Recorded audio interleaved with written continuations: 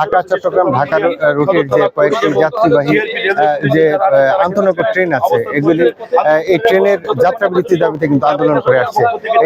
এর মধ্যে কালনী এক্সপ্রেস, বিজয় এক্সপ্রেস এবং উপবন এক্সপ্রেসের যে যাত্রাবৃত্তি দাবি জানিয়ে আসছে এবং ঢাকা ব্রাহ্মণবাড়িয়া ঢাকা রুটে একটি স্পেশাল ট্রেন যাওয়ার দাবি জানিয়ে আসছে গত 7 বছর ধরে।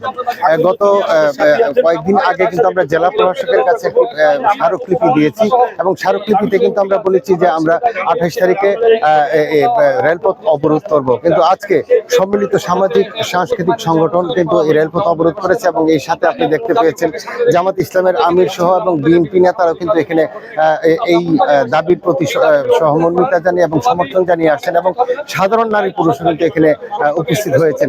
তো আমাদের দাবি যে যত দ্রুত সম্ভব এই দাবিটি পূরণ করবেন, নইলে হয়তো আরো বৃহত্তর কর্মসূচি দেওয়া হবে। ব্রাহ্মণবাড়িয়া স্টেশনের অবকাঠামোর উন্নয়ন, পাশাপাশি ব্রাহ্মণবাড়িয়াতে আমরা যেটা জানতে পেরেছি অল্প কয়েকদিনের মধ্যে ভৈরব থেকে যে ট্রেনটা চালু হবে সেটা 20-25 কিলোমিটার পিছিয়ে ব্রাহ্মণবাড়িয়া থেকে যখন যাত্রা শুরু করে, সেই একটা দাবি। পাশাপাশি উপবন, কালনী এবং বিজয়, যেটা নাকি ময়মনসিংহে যাতায়াত করে ময়মনসিংহের 4-5 লক্ষ লোক ব্রাহ্মণবাড়িতে বাস করে, সেই ট্রেনগুলি যেন অবিলম্বে ব্রাহ্মণবাড়িয়াতে স্টেপলিশ দেওয়া হয়।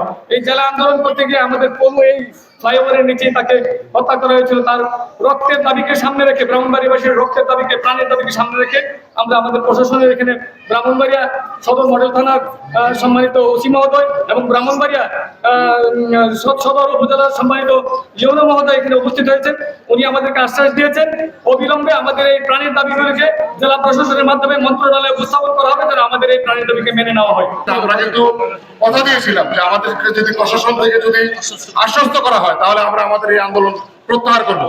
এখানে আপনারা এসেছেন, আপনারা ব্রাহ্মণবাড়িয়ায় বসবাস করেন, আপনারা নিজেরাও কিন্তু আপনাদের বাড়ি ঘরে যেতে গেলে কিন্তু আপনাদের কষ্ট হয়।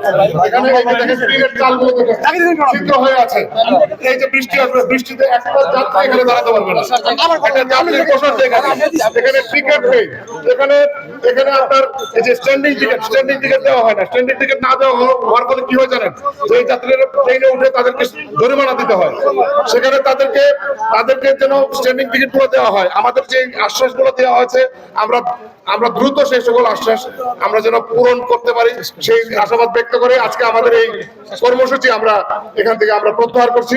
আমাদের জেলা প্রশাসনের অনেকবারই আলোচনা হয়েছে এবং জেলা প্রশাসনের পক্ষ থেকে বিভিন্ন সময় রেলপথ মন্ত্রণালয়ে যোগাযোগ করা হয়েছে যেন ব্রাহ্মণবাড়িয়াতে কয়েকটা গুরুত্বপূর্ণ ট্রেন, বিশেষ করে কালনী এক্সপ্রেস এবং বিজয় এক্সপ্রেস, এই ট্রেনের একটা করে উপবনের কথাও বলা হয়েছে যেন এখানে একটা যাত্রা বিরতি দেয়।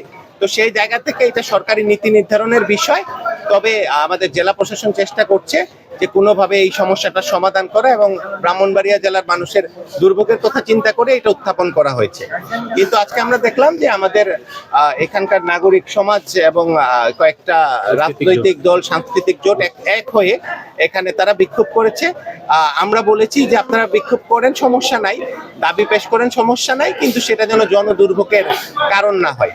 তারা আইনের প্রতি শ্রদ্ধাশীল, সেটা প্রমাণ দিয়ে আজকে এখান থেকে সরে গিয়েছে, কিন্তু আমাদের কাছে দাবি উত্থাপন করে গিয়েছে যে তাদের যে যৌক্তিক দাবিগুলো সেগুলো যেন আমরা উত্থাপন করে মন্ত্রণালয়ে। এর পাশাপাশি স্টেশনের অবকাঠামো উন্নয়ন সহ আরো কয়েকটা দাবি আছে, সেগুলা আদায়ের জন্য তারা নেমেছিল। আমরা বলেছি যে আমরা সংশ্লিষ্ট কর্তৃপক্ষকে জানিয়ে যেভাবে হোক এগুলার সমস্যাগুলোর সমাধান করার চেষ্টা করব।